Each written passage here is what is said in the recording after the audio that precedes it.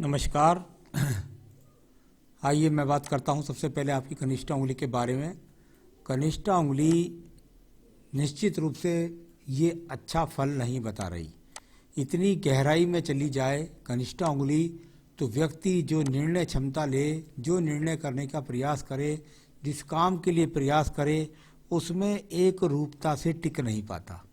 व्यक्ति के जीवन के अंदर अप डाउन का सामना निश्चित रूप से व्यक्ति को करना पड़ेगा।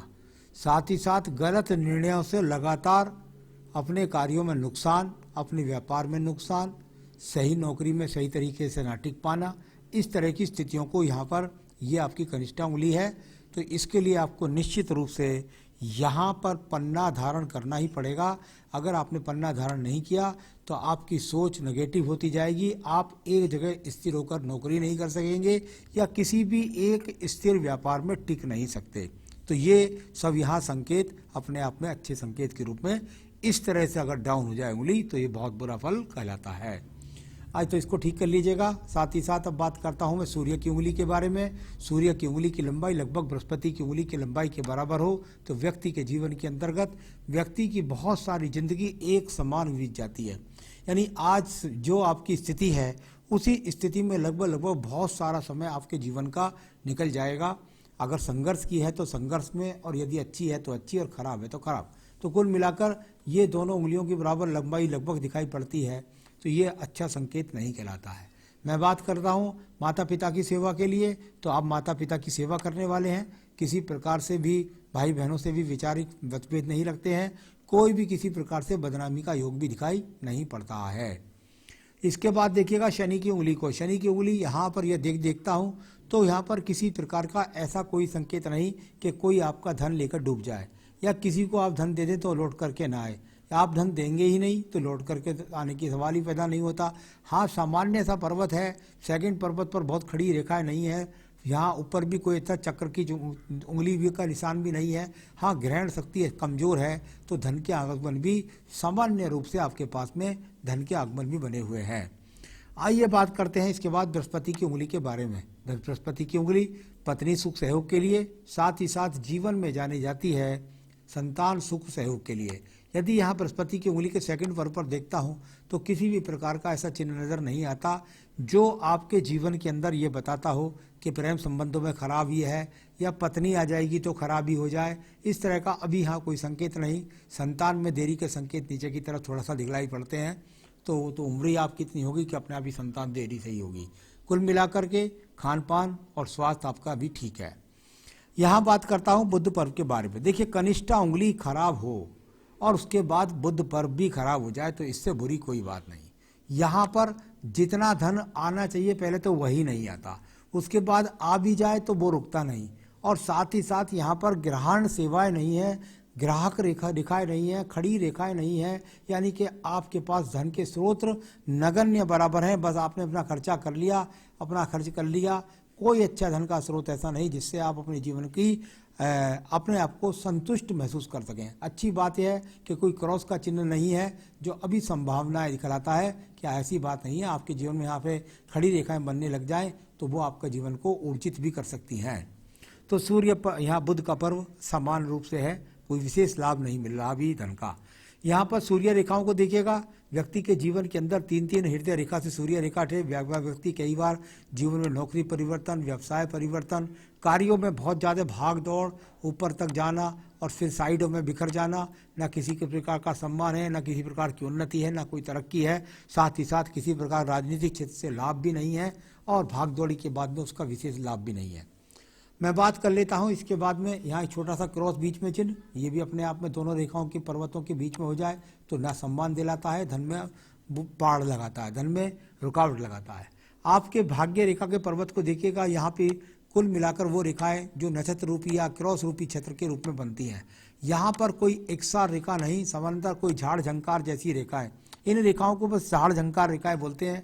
और जब झाड़ झंकार रेखाएं आपके पर्वत पर खड़ी हों, आपके शनि पर्वत पर खड़ी हों झाड़ झंकार रेखाएं, तो व्यक्ति के जीवन के अंदर भाग्य को अस्त करे रहती हैं। यानी कि इनका कोई फल ही नहीं होता। बस ये एक तरह से कटे काटे हुए हैं आपके भाग्य पर्वत पर, जिसकी वजह से आप बहुत परेशान दिखलाई दे रहे हैं और आपका भाग्य कहीं भी ऊर्जित नज़र नहीं आता। अब बात करते हैं इसके बाद में हम आपकी पर्वत की, जिसको बोलते हैं बृहस्पति का पर्व। बृहस्पति का पर्व अगर आप देखेंगे तो आपको यहाँ पर कुछ रेखा इस प्रकार से खड़ी नजर आएंगी, कुछ डॉटेड रेखा है, बिखराव रूपी रेखा है, इनको बोलते हैं बिखराव वाली रेखा है। ना तो कोई सपोर्ट में दिखाई देती है, ना ही कोई स्वतंत्र एक्स बनाती है, बस कुल मिलाकर के भगवान की पूजा पाठ करते हैं, इतना है। किसी के बारे में बुरा नहीं सोचते हैं, इतना है। पर यहाँ पर सहयोगात्मक रवैया, चतुर्भुज, त्रिभुज या एक्स स्वतंत्र या बहुत सुंदर सी रेखाएं जो होती हैं वो कुछ भी नहीं है, जिसके कारण संतान सुख में देरी, विवाह में देरी, मकान में देरी, ऐसे संकेत हो जाते हैं। हृदय रेखा को देखिएगा कितनी बुरी तरीके से हृदय रेखा टूटी हुई है, ऊपर नीचे गिरने वाली रेखाएं, कुछ दीप जैसे बनने वाली स्थितियां जो आपके जीवन में देरी करेंगी। यहाँ से हल्का सा दीप और फिर इसके बाद छोटा सा दीप दूसरा, ये अपने आप में जब इस तरह की रेखाएं बन जाएं तो विवाह में देरी, हृदयांगिनी के साथ तालमेल में कमी, इस तरह की स्थितियों के दिखाई जाती है। साथ ही साथ मन के अंदर व्यक्ति के कुल मिलाकर के अशांति छाई हुई है, ऐसी हृदय रेखा यहाँ पर दिखलाती है। थोड़ा बहुत स्वास्थ्य को भी प्रभावित करती हैं। तो हृदय रेखा में बहुत ज़्यादा चिंता है, परेशानी, इस तरह की स्थिति हृदय रेखा दिखलाती है। आपके यहाँ पर मुझे कोई यहाँ विवाह रेखा भी स्पष्ट रूप से दिखाई नहीं देती। हाथ के अंदर विवाह रेखा ना हो तो व्यक्ति का विवाह होना मुश्किल हो जाता है। यहाँ पर देखता हूँ तो दिखता नहीं है, बहुत माइनर सी रेखा इधर जाकर दिखाई देती है, बहुत माइनर सी, तो उससे मुझे कोई ज़्यादा फल नज़र नहीं आ रहा। चलिए मैं दूसरी रेखाओं से आपकी विवाह रेखा को पढ़ूंगा। तो कुल मिलाकर के ये वो रेखाएं हैं जो आपके मैंने अभी तक बताई। अब मैं निम्न मंगल पर्व के बारे में बात करता हूँ। इस हाथ में देखिएगा निम्न मंगल पर्व की स्थिति को, बहुत ज़्यादा कर्म रूपी रेखा यहाँ पर नहीं है। यहाँ से ये मंगल पर्व से एक रेखा का शनि पर्व को संबंध बन रहा है, एक छोटा सा, और ये यहाँ पर मंगल की कर्म रेखाएं भी हैं। तो चलिए मैं बता देता हूँ, मंगल पर्व की रेखाओं का शनि पर्व से संबंध जब बने तो आपका एक सवाल का जवाब मैं यहाँ देकर चलूंगा, मैं कौन सा बिजनेस करूं।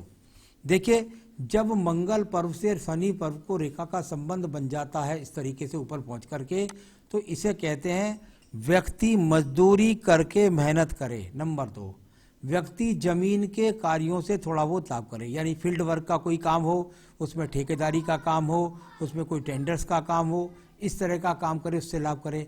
या बदरपुर, रोड़ी, सीमेंट जैसे काम है उनके काम की सप्लाई करे।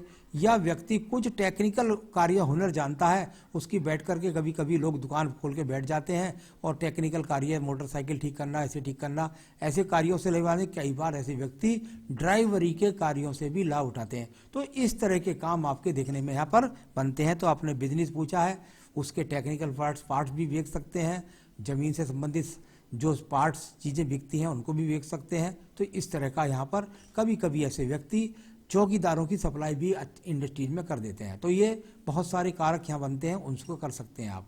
मैं बात करता हूँ आपकी यहाँ पर बुद्धि रेखा के बारे में। देखिए, बुद्धि रेखा कितने सारे जोड़ों से बनती है। अगर आपको अपनी बुद्धि रेखा को देखेंगे तो यहाँ से एक्स का चिन्ह की शुरुआत से लेकर के ये एक्स का चिन्ह यहाँ पर, दूसरा हाथ में देख लीजिए, और तीसरा है यहां पर ये एक्स का चिन्ह, विवाह में देरी, मांगलिक होना, ये एक्स का चिन्ह, पत्नी से तालमेल में कमी, इस तरह के संकेतों के लिए इन चिन्हों को माना जाता है। यहां पर ये आपकी बुद्धि रेखा और इसका उदय जा रहा है लगभग आप ऐसा समझ सकते हैं कि 30वें 29वें वर्ष से आपकी शुरुआत हुई। ये ओवरलोप करने वाली रेखा व्यक्ति को अचानक क्रोध दिला देती है, और यहाँ पर बहुत सारी राहु रेखाएं जो काटती हैं, ये डिसीजन की परिपक्वता में कमी लाती हैं, यानी कि आप सही निर्णय नहीं ले पाने के कारण अपने जीवन में कदम कदम पर बहुत धक्के परेशान होते हैं। तो ये सब चीज़ें यहाँ बुद्धि रेखा को अच्छी तरह प्रमाणित नहीं कर रही, जिसके कारण आपको कभी क्रोध से भी नियंत्रण रखना पड़ेगा और अपनी निर्णयात्मक क्षमता को बढ़ाना होगा। उसकी पूजा पाठ मैं आपको बता दूंगा। झगड़े झंझट मुकदमों की बात करता हूं तो ऐसी कोई रेखा यहाँ पर दिखलाई नहीं देती, मुकदमों की कोई योग यहाँ पर दिखलाई नहीं पड़ते। मैं बात करता हूं इसके बाद में आपके चंद्र पर्वत के बारे में। चंद्र पर्वत जो मानसिक स्थितियों के लिए जाना जाता है, जो यात्राओं के लिए जाना जाता है, विदेश यात्राओं के लिए जाना जाता है, कोई भी बुरा चिन्ह नहीं है, मानसिक डिप्रेशन नहीं है, किसी प्रकार का तीर्थ यात्रा नहीं है, कोई विदेश यात्रा नहीं है, इस तरह का संकेत यहाँ पर दिखलाई पड़ते हैं। चलिए इसके बाद बात करता हूँ शुक्र पर्व से निकलने वाली इन रेखाओं के बारे में। यानी कुल मिलाकर संसाधन के लिए व्यक्ति बेचैन है, यात्राएं भी करना चाहता है और मकान भी बनाना चाहता है, उन्नति भी करना चाहता है, ऐसी संभावनाएं शुक्र से निकल रही हैं। तो ये सिर्फ चाहत की रेखाएं होती हैं। व्यक्ति ये करना चाहता है, ऐसा करना चाहता है, ये सब चीज़ों को दिखलाया है। कभी कभी इस रेखा से निकले तो माता पिता के लिए भी बहुत कुछ करना चाहता है।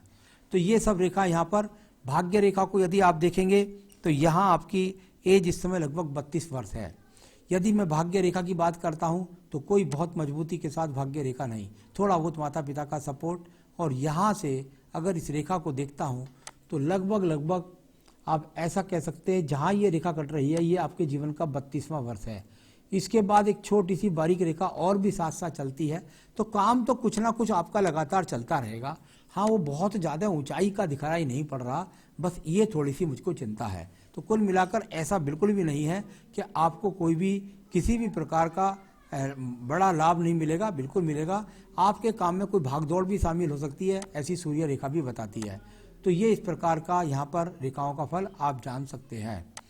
तो चलिए, भाग्य रेखा का ऐसा स्वरूप है। यहाँ पर बात करता हूँ मैं आपके इसके बाद में आपके शुक्र पर्व के बारे में। शुक्र पर्व संसाधनों का पर्व होता है। यदि इसको देखें तो यहाँ पर कुछ छोटी आपस में स्क्रैचेस करती हुई, ब्रैकेट्स बनाती हुई, चतुर्भुज बनाती हुई, डॉट्स करती हुई रेखा है जो संसाधन सामान्य दिखलाती हैं।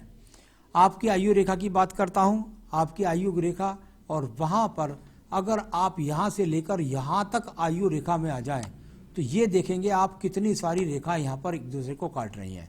यानी कि छोटे छोटे एक्स के चिन्ह भी इन पे लगे हुए हैं, छोटे छोटे दीप से बने हुए हैं। ये बहुत डिफिकल्ट टाइम है आपके जीवन के अंदर। मैं निश्चित रूप से कह सकता हूँ कि ये वो रेखाएं हैं जो आपके जीवन में 38 से 39वें वर्ष तक आपको काफ़ी संघर्ष कराएंगी, काफ़ी मेहनत परेशान करेंगी, फिर आपका जीवन सुचारू रूप से ठीक हो जाएगा। इधर भी वही रेखा 48 से 39वें वर्ष में काट रही है और उसके बाद में ठीक रूप में आपकी भाग्य रेखा साथ देगी। तो यहाँ भी 38 से 39वें वर्ष में काट रही है और उधर आयु रेखा पर भी, यानी आपके जीवन का भी 4-5 साल संघर्ष और है। तो चलिए, तो 37-38 में आपका शायद कुछ ठीक होना शुरू हो जाए, 38-39 में। तो ऐसा लेखा हाथ की रेखाओं से लगता है।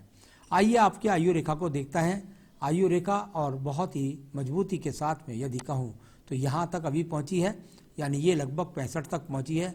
और इसके बाद निश्चित रूप से ये यहाँ भी जुड़ जानी है और उसके बाद जैसे ही ये यहाँ जुड़ जाएगी तो आयु रेखा बन जाएगी आपकी 85 वर्ष।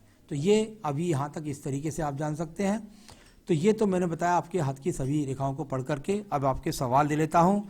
आपने पूछा है मेरा विवाह कब तक होगा। देखिए, विवाह में बहुत अड़चने हैं, बहुत हृदय रेखा पर भी खराब चिन्ह है, उधर कोई मुझे विवाह रेखा भी नज़र मजबूती के साथ नज़र नहीं आई, बहुत सारी चीज़ें दिखलाई पड़ती हैं। कुल मिलाकर के आपको पूजा पाठ का सहारा लेना पड़ेगा अगर आप चाहते हैं कि आपका विवाह जल्दी से जल्दी हो। तो ये यहाँ आपको थोड़ा ध्यान करना पड़ेगा। तो मुझे फिर भी संभावना है कि वो जो दूसरा दीप खत्म होगा वो लगभग जाके आपके जीवन में 34वें वर्ष में खत्म होगा। तो यदि पूजा पाठ कर लेंगे तो जल्दी हो जाएगा, वरना 34 से 35वें वर्ष में विवाह की संभावना लगती है। जीवन भर गरीब रहूँगा नहीं, बिल्कुल भी नहीं रहेंगे। इसमें कोई भी वो ज़्यादा परेशानी की बात नहीं है। हाँ, ज़रूर है कि आज की तारीख में जो यहाँ पे झाड़ झंकार रेखा सूर्य पर्वत पर ज़्यादा, शनि पर्वत पर ज़्यादा है, वो आपको ज़्यादा परेशान कर रही है। तो ऐसी बात नहीं है, आगे तक का बोलकर मुझे डराना किसी का काम, मेरा काम नहीं है। घर बनने की बात है, अभी 4 से 5 साल कोई घर बनने की संभावना नहीं है। पूजा पाठ और नग जो है मैं आपको बता दे रहा हूँ, इन्हें कर लेंगे तो आप अवश्य अपने जीवन में सफलता को प्राप्त कर लेंगे। एक बेहतरीन सा पन्ना पहनिए। सबसे पहले ये पन्ना पहनेंगे तो आपकी एकदम जो है डिसीजंस पावर अच्छी हो जाएगी और सही निर्णय लेकर के आप अपने कार्य पे अडिग हो जाएंगे और धन के आगमन आपके बढ़ते चले जाएंगे। तो ये सबसे पहले आपका पन्ना पहनना जरूरी है और ज़रूर आपको पहनना ही पड़ेगा, नहीं तो फिर बहुत मुश्किल हो जाएगी आपके जीवन में। तो कुल मिलाकर वो पन्ना आप चाहें तो मुझसे आपको मैं अंगूठी बनवा कर आपके स्थान तक पहुंचा दूंगा, ऑनलाइन आपको दिखला दूंगा कौन सा नग आपको भेज रहे हैं। तो ये पन्ना पहन सकते हैं। साथ ही साथ आपको अपनी पूजा के अंदर प्रतिदिन रुद्राष्टकम, पहले संकट नाशन गणेश स्तोत्र पढ़िए, फिर रुद्राष्टकम पढ़िए और प्रत्येक शुक्रवार को किसी भी देवी के मंदिर में जाइए। वहाँ जाकर के कभी आप वहाँ पर दूध का दान दे सकते हैं मंदिर में, कभी आप सफ़ेद मिठाई का दान दे सकते हैं। किसी भी एक शुक्रवार को माता रानी का पूरा चोला उनको चढ़ाइएगा और उनसे वरदान मांगिए, माँ मेरे विवाह को संपन्न करो, मेरी गृहस्थी को चलाओ। तो ऐसा करना ही पड़ेगा आपको। तो ये आपको बताया मैंने। पन्ना पहने, रुद्राष्टकम पढ़ें, शिव पूजा करें, संकटनाशक गणेश स्तोत्र पढ़ें और देवी की पूजा करें। आपके जीवन में आप सुखी रहें, यही मेरी शुभकामनाएं हैं। नमस्कार।